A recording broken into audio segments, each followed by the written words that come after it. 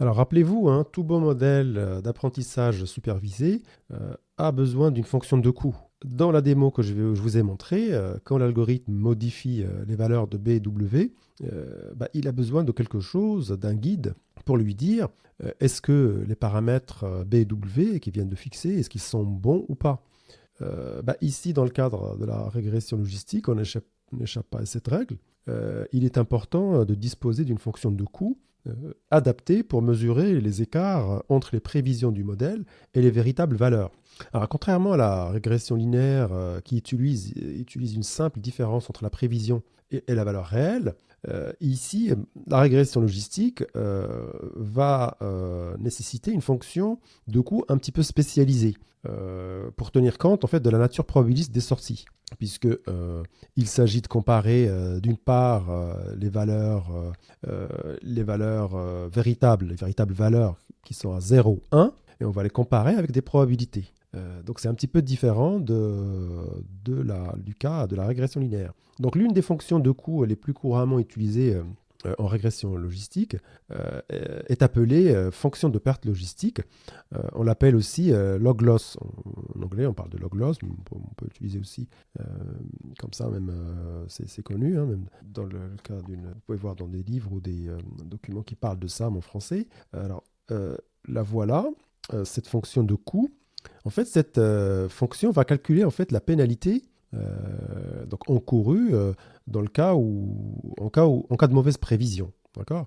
En prenant en compte la probabilité estimée, d'accord? Ici, les y chapeau, donc on garde la même notation que dans le cas de la régression linéaire, et la valeur réelle de la variable à prédire, donc yi. Donc, y, ce sont les valeurs réelles, hein, c'est la valeur réelle de l'admission pour l'observation i. Y valent 1 ou 0, et les y chapeau, c'est la probabilité prédite d'admission pour l'observation, calculée par le modèle. Donc c'est une probabilité. N étant le nombre total d'observations, d'accord, le nombre d'étudiants total. Le logarithme ici, c'est le logarithme naturel, d'accord. Donc plus la probabilité en fait estimée s'éloigne de la valeur réelle, plus grande sera la pénalité qu'on va infliger au modèle. Donc en fait le modèle, son seul objectif, ça va être de minimiser cette fonction de coût. Donc il va calculer une pénalité par individu, par observation, ici par étudiant. Il va sommer ses pertes pour savoir l'erreur totale sur tout le dataset. Et donc le but du modèle, c'est changer BW, le fameux BW que je vous ai montré, pour qu'on ait une fonction de coût la plus basse possible, une valeur la plus basse possible. D'accord? Alors, si on regarde de près, ici, imaginez que si l'étudiant est admis, donc on est sur un enregistrement donc d'un étudiant qui est admis, donc YI ici va être égal à 1. D'accord? Donc en fait, cette partie-là va être égale à 0. D'accord? Et on réduit donc la pénalité individuelle pour cet étudiant admis à log de YI bar. Chapeau, pardon, YI chapeau. D'accord? On voit bien que plus la probabilité prédite YI est proche de 1, c'est-à-dire que plus nous sommes confiants dans l'admission de l'étudiant, plus cette partie de la pénalité va être faible, puisque le log de 1, c'est 0. Donc plus on va être proche de 1, plus cette partie-là va être 0. Et donc, logiquement, le log loss va être nul. Enfin, ou à peu près nul, pas très faible.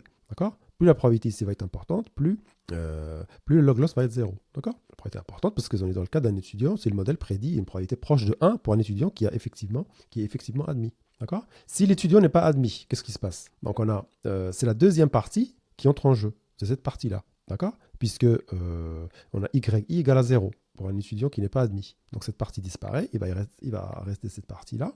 Ici, plus la probabilité prédite, donc YI bar, est proche de 0, d'accord? Donc l'étudiant n'est pas admis, hein, donc on doit prédire normalement une probabilité proche de 0. Et en effet, plus elle est proche de 0, on aura log de 1 moins quelque chose qui est proche de 0, c'est log de 1, donc c'est 0. D'accord? Donc ça marche, on voit que ça va dans le bon sens. Donc il faut en fait, il va falloir sommer toutes ces erreurs hein, pour trouver donc la fonction log loss globale sur laquelle l'algorithme va se baser hein, pour ajuster ses paramètres. Voilà. Donc l'objectif, en résumé, c'est de réduire autant que possible la pénalité pour les erreurs de prédiction. Donc par justement des variables, des paramètres du modèle B et W dans notre cas. Alors dernier point, hein, pour finir avec cette formule de la fonction de coût en régression logistique, vous aurez remarqué qu'on rajoute ici un moins, d'accord? Parce qu'on calcule en fait ici l'erreur moyenne, hein, donc l'erreur moyenne. Et on rajoute un moins parce que tout simplement, ici, on a des valeurs qui sont toujours entre 0 et 1.